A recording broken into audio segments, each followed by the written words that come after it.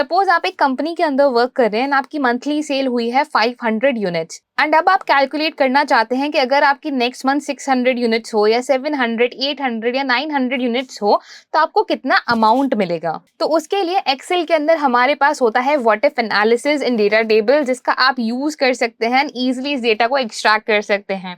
कैसे इसे करते हैं वो हम जानेंगे आज की इस वीडियो के अंदर। उससे पहले अगर आप एक्सेल के कुछ ऐसे ही टूल्स के बारे में जानना चाहते हैं, नॉट जस्ट एक्सेल के टूल्स बट डिफरेंट टेक्नोलॉजी सीखना चाहते हैं जो कि आपको हेल्प करेंगी to become a data analyst and सीखना चाहते हैं हमारे एक्सपर्ट से डेटा एनालिटिक्स लाइव, तो आप दिए हुए नंबर पे कॉल कर सकते हैं या फिर डिस्क्रिप्शन में दिए गए फॉर्म को फिल कर सकते हैं। इतना ही नहीं, हमारे हर बैच के साथ आपको मिलेगी 2 डेमो क्लासेस फ्री।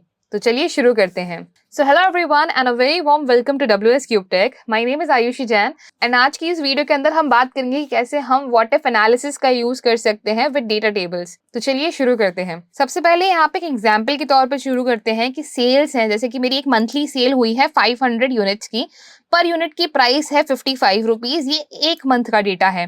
तो मेरे पास यहाँ पे जो अमाउंट निकल के आएगा वो कुछ इस तरीके का होगा कि हम यहाँ पे एक फॉर्मूला क्रिएट कर लेते हैं that 500 times 55 multiplied by our month and जैसे मैं एंटर प्रेस करूंगी it will be 27,500।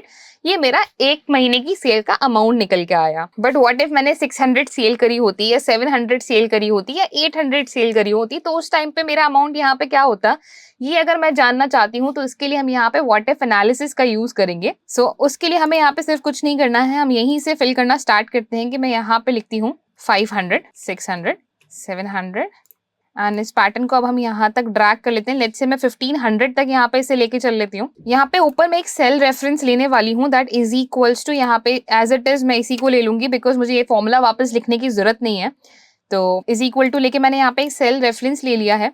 अब मैं यहाँ पे इस पूरी रेंज को सिलेक्ट करूंगी बिकॉज यहीं पे मेरा यहाँ पे डेटा आने वाला है। उसके बाद हमें जाना है डेटा के अंदर। डेटा टैब के अंदर आपको मिलेगा व्हाट इफ एनालिसिस, जिसमें आपको मिलेगा डेटा टेबल। अब डेटा टेबल के अंदर हम यहाँ पे फॉर्मूला पुट करने से पहले इतनी सी चीज समझते हैं कि हमें यहाँ पे जो आउटपुट चाहिए वो हमारी रोज के अंदर नहीं बल्कि कॉलम्स के अंदर आएगा। तो कॉलम इनपुट सेल की कॉलम के अंदर हमारे पास कौन सा डेटा आएगा। So column is associated with 500 cells, 600 cell, 800 cells and 900 cells. तो इसलिए मैं यहाँ पे कॉलम के अंदर इस सेल का डेटा पास करूंगी, यानी कि 500 जो कि हमारी सेल्स था। जैसे मैं इसे ओके करूंगी, आप यहाँ पे नोटिस करेंगे कि 500 सेल्स का मेरा यहाँ पे क्या अमाउंट है वो एज इट इज आ गया है। 600 का क्या अमाउंट है एज इट इज आ गया है। 7, 8, 9, 1000, 1100, 1200 एंड सभी का अमाउंट मेरे पास आ गया है कि अगर मैंने मंथली इतनी इतनी सेल करी तो मुझे यहाँ पे कितना अमाउंट मिलेगा with just a very simple example with a very simple formula. इसका अगर हम और यूज के सिनेरियो सोचें तो अगर आपको इन्वेस्टमेंट करना है, आप चाहते हैं कि आपके पास एक अमाउंट है, लेट्स से 60,000 आपके पास एक अमाउंट है, वो आप इन्वेस्ट करना चाहते हैं। अब आपको उस पे इंटरेस्ट रेट कहीं पे 4% मिल रही है, कहीं पे 5%, कहीं पे 6, कहीं पे 7, कहीं पे 8 over the years of time.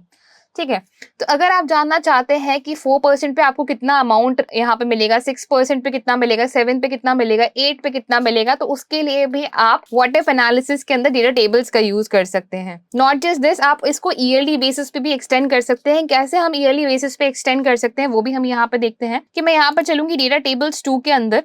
तो डेटा टेबल्स 2 के अंदर भी मेरे पास यहाँ पे सेम ही चीज है। इसे मैं थोड़ा सा और जूम इन कर लेती हूँ। सो डेटा टेबल्स 2 के अंदर भी हमारे पास सेम चीज है। इस बार मेरे पास सेल्स है, यूनिट प्राइस है, मंथ है, बट इस बार मैंने मंथ को यहाँ पे गिन लिया है कि मंथ भी मैं यहाँ पे इंक्रीज कर रही हूँ बाय 1, 2, 3, 4, 5 कि आफ्टर 2 मंथ्स अगर मैं यहाँ पे सेल करती हूँ ऑफ 100, अगर मैं 2 महीने तक यहाँ पे 200 सेल करती हूँ पर मंथ तो मेरे पास कितना अमाउंट होगा। अगर मैं 3 महीने तक सिर्फ 100 सेल करती हूँ तो कितना अमाउंट होगा।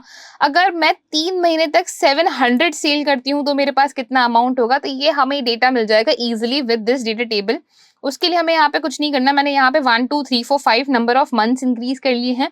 अगर आप यहाँ पे ईयर्स लेते हैं तो ईयर्स की केस में आप यहाँ पे सिर्फ इतना सा करेंगे कि फॉर्मूला के अंदर आप इस टेबल रेंज को मल्टीप्लाई कर देंगे, इस सेल को मल्टीप्लाई कर देंगे विद 12, तो आपके पास आउटपुट आ जाएगा। एंड अभी अगर मैं इसकी बात करूं तो अगर हम यहाँ पे टेबल रेंज सिलेक्ट करेंगे, टेबल रेंज सिलेक्ट करके हमें फिर से डेटा के अंदर जाना है, व्हाट इफ एनालिसिस यूज करना है, डेटा टेबल पे हम जाएंगे। इस बार हमारे पास रो इनपुट एंड कॉलम इनपुट दोनों यहाँ पे आएंगे। तो अगर मैं यहाँ पे कॉलम इनपुट की बात करूँ तो column input will remain the same कि 500, यानी कि कॉलम्स के अंदर हमारे पास सेल्स आएंगी एंड रोज के अंदर हमारे पास यहाँ पे आने वाला है मंथ। तो रोज के लिए हम यहाँ पे मंथ चूज कर लेते हैं। जैसे ही मैं इसे ओके करूंगी आपको यहाँ पे आउटपुट मिल जाएगा कि अगर मैं यहाँ पे देखूं भी सही, फर्स्ट मंथ 500 सेल्स, तो आप यहाँ पे देखेंगे 27,500।